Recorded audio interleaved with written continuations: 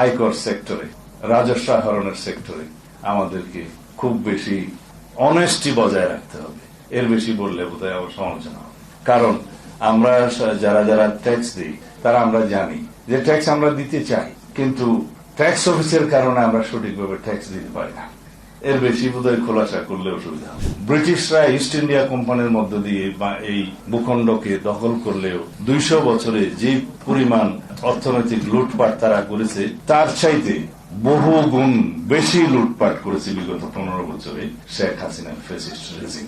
আমরা বলছি যে সবার জন্য স্বাস্থ্য আমরা নিশ্চিত করব, জাতীয় স্বাস্থ্য নীতি প্রণয়ন করব। আমাদের 31 দফায় আছে যে জিডিপির 5% আমরা সেখানে বরাদ্দ করার চেষ্টা করব। আমাদের কমিটমেন্ট আছে শিক্ষা খাতে কিভাবে আমরা জিডিপির 5% বরাদ্দ করার জন্য আমাদের কমিটমেন্ট আছে। সেগুলো কোত্থেকে আসবে? অর্থনৈতিক শক্ত ভিত্তি থাকলেই তো আসবে। তো যদি অর্থনীতিকে এইভাবে ডাই ডাউন করেছে যারা, সেটাকে যদি আমরা পুনরুদ্ধারের জন্য সক্রিয় হই, চেষ্টা করি এবং উদ্ধার করতে পারি, নিদেন পক্ষে ফিলফরেজ এবং সাইফোনিং কমাতে পারি বা বন্ধ করতে পারি, তাহলেই তো আমাদের অর্থনীতি সমৃদ্ধ হবে এবং আমরা জনগণের কল্যাণে সেরকম বাজেট প্রণয়ন করতে পারবো। এগুলো এমনি আমি আপনাদের সামনে বলছি তা নয়, এগুলো তথ্যভিত্তিক। দেবপ্রিয় ভট্টাচার্য আমাদের সম্মানিত বাংলাদেশের একজন প্রথিতযশা অর্থনীতিবিদ, তার নেতৃত্বে হোয়াইট পেপার সেল গঠন করা হয়েছিল, কমিশন গঠন করা হয়েছিল। তিনি যে রিপোর্টটি প্রদান করেছেন সেই রিপোর্টের যে এক্সিকিউটিভ সামারি, সেটাতে আপনারা দেখবেন যে এটা অবশ্য ইংরেজিতে লেখা হয়েছে, ওনারা বাংলা করবেন বলে আমাকে প্রতিশ্রুতি দিয়েছেন যাতে সবাই পড়তে পারে বাংলাদেশে। এটা এমনিতে বোধহয় 385 পৃষ্ঠার মতো রিপোর্ট, বাট এক্সিকিউটিভ সামারি এটা 9-10 পৃষ্ঠার মতো হবে। তো আমি মোটামুটি দেখেছি, তাতে বলা হয়েছে বাংলাদেশের যে ট্যাক্স মওকুফের ক্ষেত্রে যে অনিয়ম করা হয়েছে সেটার যদি অর্ধেকও করা হতো, যেই টাকা বেঁচে যেত যাতে, তা দিয়ে আমাদের শিক্ষা এবং স্বাস্থ্য খাতের বাজেট আরো 2 গুণ 3 গুণ করা যেত। এটা হচ্ছে একটা প্রথম প্যারাগ্রাফের কথা তার এক্সিকিউটিভ সামারিতে। কিন্তু তিনি বলেছেন যে মেগা দুর্নীতির মাধ্যমে মেগা প্রজেক্টে 2,80,000 কোটি টাকার করাপশন করা হয়েছে বিভিন্নভাবে। তিনি বলেছেন যে সমস্ত রাজনৈতিক বিবেচনায় ঋণ দেয়া হয়েছে ব্যাংকিং সেক্টর থেকে, যেগুলো আর উদ্ধার হয়নি, তা দিয়ে 24টি পদ্মা সেতু করা যেত। এবং বলেছেন সেই ফ্যাসিস্ট সরকার যাওয়ার পর্যন্ত 4 লক্ষ কোটি টাকা খেলাপি ঋণ রেখে দেওয়া হয়েছে, যা কোনোদিনই আদায় হবে না। এটার পরিমাণ বাস্তব পক্ষে আরো বেশি। যেটা সাইফুল ভাই আমার মনে হয় পরিসংখ্যানটা ওই সময় বলার সময় একটু মনোযোগী ছিলেন, সেটা খুব সম্ভবত $234 বিলিয়ন হবে, যেটা পাচার হয়েছে। উনি ওইভাবে লিখেছেন, তবে বাংলাটাই আমি বলি, উনি যেভাবে লিখেছেন যে প্রতি বছর 2 লক্ষ কোটি টাকা করে পাচার হয়েছে, যার 15 বছরের পরিমাণ দাঁড়ায় 29,25,000 কোটি টাকার মতো। তো যেহেতু আমরা টাকার হিসাবটা আমরা এখানে সবাই ইজিলি বুঝবো, সেজন্য বলি, কারণ গ্রামের মানুষ $বিলিয়ন এটা পরিবর্তন কিভাবে কনভার্ট করবে জানে না, এইটাই বোধহয় সোজা। তা আমি আপনাদের সবাইকে অনুরোধ করব, যারা ইতিমধ্যে পড়েছেন ভালো, আর যারা পড়ে না তারা কষ্ট করে, এটা ওয়েবসাইটে পাওয়া যায়, দেখে নেবেন কষ্ট হলেও। এটা হচ্ছে বিগত 15 বছরের আওয়ামী দুর্নীতির একটা সংক্ষিপ্ত ইতিহাস। আমরা যাদের বিরুদ্ধে কথা বলবো, যাদের এই অতীত ইতিহাসকে জাতির সামনে তুলে ধরে নতুন করে আমরা আবার আমাদের ভবিষ্যৎ বিনির্মাণ করতে চাইব, আমাদের আগামী প্রজন্মের জন্য সুন্দর আগামী বাংলাদেশ রেখে দিতে চাইব, তাদের জন্য এটা জানা দরকার আছে। এবং তাহলে পরে আমরা এই ইতিহাসকে ভবিষ্যতের ইতিহাসের মধ্যে জায়গা দেব না। অনেক সময় ইতিহাসের মধ্যেই ভবিষ্যতের শিকড় লুকায়িত থাকে, সেটা ভালো ইতিহাস, কিন্তু এই সমস্ত ইতিহাস থেকে আমাদের শিক্ষা নিয়ে আমাদের ভবিষ্যৎকে বিনির্মাণ করতে হয় বলেই এই খারাপ ইতিহাসটাও পড়তে হবে, যে কি হয়েছিল আমাদের ন্যাশনের উপরে, আমাদের অর্থনীতির উপরে। একটা ফ্যাসিস্ট সরকার জাতিকে কিভাবে ধ্বংস করে, জাতির অর্থনীতিকে কিভাবে ধ্বংস করে, জাতির সমস্ত প্রতিষ্ঠানগুলোকে কিভাবে করাপ্ট করে, পলিউটেড করে, ধ্বংস করে সেই জাতিকে এমন একটি অধম জাতিতে পরিণত করে, সেই ইতিহাসটা আমাদের জানতে হবে। ব্রিটিশরা ইস্ট ইন্ডিয়া কোম্পানির মধ্য দিয়ে এই ভূখণ্ডকে দখল করলেও 200 বছরে যে পরিমাণ অর্থনৈতিক লুটপাট তারা করেছে, সেটার একটা বক্তৃতা আমি শুনেছিলাম ভারতীয় একজন বিশিষ্ট রাজনীতিবিদ, আমি নাম এখানে নিতে চাই না, ইনি একজন অক্সফোর্ড ফেলো এবং ওইখানে এই বক্তৃতা দিয়েছেন। তার চাইতে বহু গুণ বেশি লুটপাট করেছে বিগত 15 বছরে শেখ হাসিনার ফ্যাসিস্ট রেজিম। এইটুকু শুধু বলতে পারি। এনিওয়ে, বাজেটের উপর তো কোনো কথাই বললাম না। রাজস্ব খাতের যে ব্যয়, আমি প্রথম দিন বাজেটটা একটু দেখেছিলাম পত্রিকার সমালোচনাটা। রাজস্ব খাতের যে ব্যয়টা ওখানে নির্ধারণ করা হয়েছে, দেখলাম উন্নয়ন বাজেট, কোন একটা পত্রিকা দেখলাম ঠিক এইভাবে কম্পারেটিভ একটা স্টেটমেন্টের মতো করে দিয়েছে। উন্নয়ন বাজেটের পরিমাণ তার অর্ধেকের কাছাকাছি। যে সমস্ত রাষ্ট্রে রাজস্ব খরচের পরিমাণ উন্নয়ন বাজেটের চাইতে ডবল, সেই জায়গায় উন্নয়ন কিভাবে হবে? নিশ্চয়ই প্রশ্নবিদ্ধ।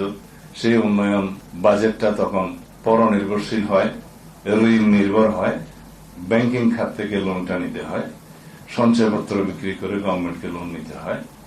এটা বলা হয় banking and non banking financial সেক্টরের উপরে ডিপেন্ডেন্ট একটা বাজেট হয় এবং ফরেন লোন নির্ভর হয়। এই নির্ভরতা আমরা যতদিন কমাতে না পারবো, কাটাতে না পারবো, ততদিন পর্যন্ত আমাদের নিজস্ব অর্থনীতির উপরে ভিত্তি করে উন্নয়ন বাজেট প্রণয়নের আমাদের প্রচেষ্টা সফল হবে না। এটার জন্য আমাদের কমিটমেন্ট লাগবে এবং অর্থনীতির শক্ত ভিত্তি রচনার জন্য আয়কর সেক্টরে, রাজস্ব আহরণের সেক্টরে আমাদেরকে খুব বেশি অনেস্টি বজায় রাখতে হবে। এর বেশি বললে বোধহয় আবার সমালোচনা হবে। কারণ আমরা যারা যারা ট্যাক্স দিই, তারা আমরা জানি যে ট্যাক্স আমরা দিতে চাই, কিন্তু ট্যাক্স অফিসের কারণে আমরা সঠিকভাবে ট্যাক্স দিতে পারি না। এর বেশি বোধহয় খোলাসা করলে অসুবিধা। যাই হোক, আমরা যদি সর্বক্ষেত্রে আমাদের সততা প্রতিষ্ঠা করতে পারি, দেশপ্রেমকে যদি আমরা প্রায়োরিটি দিতে পারি, তাহলে আমরা একদিন সেই জায়গায় যাব ইনশাআল্লাহ। আর করমুক্ত আয় সীমা আর একটু বাড়ানো দরকার।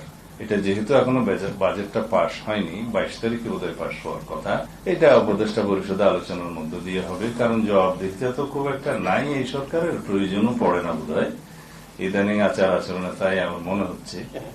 তো সেই জন্য উপদেষ্টা পরিষদকেই অনুরোধ করব, করমুক্ত আয় সীমাটা অন্তত পক্ষে আরো একটু বাড়ানো দরকার। এখন 3.5 লাখ আছে, সেটা কমপক্ষে 4 লাখ করা দরকার কমপক্ষে। কারণ এখানে একটা হিসাব দেখানো হয়েছে, যার বেতন 30,000 সে মোটামুটি দরিদ্র বলা যায়, যাদের মাসিক আয় 30,000, তাদের হিসাব করলেও সেটা 3,60,000 হয়। তাকেও এই ট্যাক্স নেটের আওতায় আসতে হবে। তো সেটা ভালো হবে না, যেহেতু মূল্যস্ফীতি আছে, মুদ্রাস্ফীতি আছে, সেই জন্য প্রতি বছর কিছু কিছু এইভাবে করমুক্ত আয়সীমা বাড়ানো দরকার বলে আমরা যৌক্তিকভাবে মনে করি।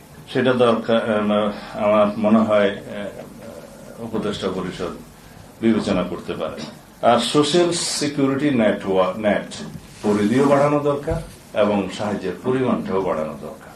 যে পরিমাণে টাকার অবমূল্যায়ন হয়েছে, যে পরিমাণে ডলারের সাথে টাকার মূল্য কমেছে, যে পরিমাণে আমাদের আমদানি নির্ভরতা আছে, সবকিছু দরিদ্র জনগোষ্ঠীকে খুব বেশি ক্ষতিগ্রস্ত করবে। তো সেই জন্য প্রথম ক্ষতিগ্রস্ত জনগোষ্ঠী হচ্ছে যাদেরকে এই সোশ্যাল সিকিউরিটি নেটের মধ্যে থাকতে হয় তারা। সুতরাং তাদের ভাতাটা আরো একটু বাড়ানো দরকার।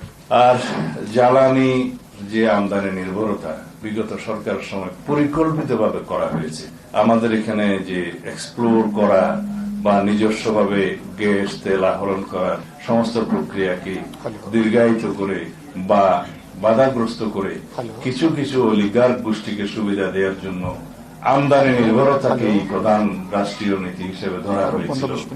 সেই আমদানি নির্ভরতার ক্ষেত্রে দেখা গেছে সেই সমস্ত দেশে যদি কোন রকমের টার্ময়েল অবস্থা হয়, তখন সেই গ্যাসের এবং তেলের মূল্য এত বেশি বাড়ে, যেমন ইউক্রেন যুদ্ধের সময় সেটা আমরা ভুগেছি। এবং সেই মূল্য বৃদ্ধির কারণে আমাদের দেশে কিভাবে ক্ষতিগ্রস্ত হয়, এমনকি সরবরাহ ব্যবস্থাও অনিশ্চিত হয়ে যায়। একটা হলো যে সিঙ্গেল সোর্সিং বন্ধ করা, মাল্টিপল সোর্সিং করা, আর আমদানি নির্ভরতা কমানো গ্রাজুয়ালি এবং দেশীয়ভাবে আহরণ করা। আমাদের যে বঙ্গোপসাগরের বিভিন্ন ব্লকে আছে সেগুলো আহরণ করা সময় লাগবে, তাহলে পরে আমদানি নির্ভরতা কমবে, আমাদের এনার্জি সাপ্লাই এবং পাওয়ার সাপ্লাইয়ের একটা ইন্টারাপশন হবে না, এবং তার মধ্য দিয়ে আমাদের শিল্পায়ন এবং অর্থনৈতিক সমস্ত কিছুর গতি বৃদ্ধি পাবে এবং নিশ্চয়তা থাকবে নিজেদের সম্পদের উপরে। সেটির দিকে আমরা গ্রাজুয়ালি যেতে হবে। তবে এই স্বল্প মেয়াদের সরকারের কাছে এইটার বিষয়ে আমি খুব একটা আশা করি না, কারণ সে সময় তাদের নেই। যেহেতু সাইফুল ভাই জিজ্ঞেস করেছিলেন যে তাদের দায় মুক্তির বিষয়ে লন্ডনে কোনো আলোচনা হয়েছে কিনা, না, কারো দায় মুক্তির বিষয়ে আমাদের কোনো আলোচনার প্রসঙ্গ ছিল না। উপদেষ্টা পরিষদ গঠিত হয়েছে, ইন্টারিম গভর্নমেন্ট কনস্টিটিউশনাল লেজিটিমেসি আছে, আর্টিকেল 106 অনুসারে সুপ্রিম কোর্টের অ্যাডভাইজারি রুল অনুসারে তারা গঠিত হয়েছে অন্তর্বর্তীকালীন সরকারের প্রধান উপদেষ্টা এবং উপদেষ্টা মন্ডলী।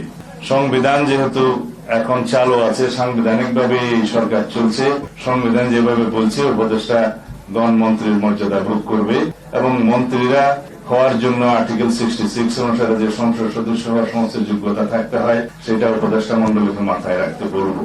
সেখানে কিন্তু বিদেশি নাগরিকত্বের বিষয়টা অনুমোদন করা নাই এবং আরো অন্যান্য বিষয় আছে। আমি এই বিষয়ে আজকে এর বেশি কিছু বলবো না। সুতরাং কনস্টিটিউশনালি আপনাদের এই সরকারের রেটিফিকেশন লাগবে ইন দ্য নেক্সট পার্লামেন্ট, এটাও আপনারা মাথায় রাখবেন। এবং রেটিফিকেশন লাগলে এই লেজিটিমেসি কিভাবে দেয়া হবে, কোন জায়গায় দেয়া হবে, সেটাও আমরা বিবেচনা করব। সুতরাং জনগণের পক্ষে, আপনারা গণতন্ত্রের পক্ষে এবং অতি দ্রুত আমরা যাতে ডেমোক্রেটিক ট্রান্সফরমেশনের দিকে যেতে পারি সেরকম কার্যক্রম আপনারা নেবেন এবং সেই হিসাবে লন্ডনের আলোচনার সূত্র ধরে যে সিদ্ধান্তটা হয়েছে সেটা খুব শিগগির ইলেকশন কমিশনে যথাযথ প্রক্রিয়ায় কমিউনিকেট করবেন বলে আশা করি, যাতে ইলেকশন কমিশন জনগণের সামনে বলতে পারে যে তারা সরকারের কাছ থেকে একটা পরামর্শমূলক বা নির্দেশনামূলক মেসেজ পেয়েছে।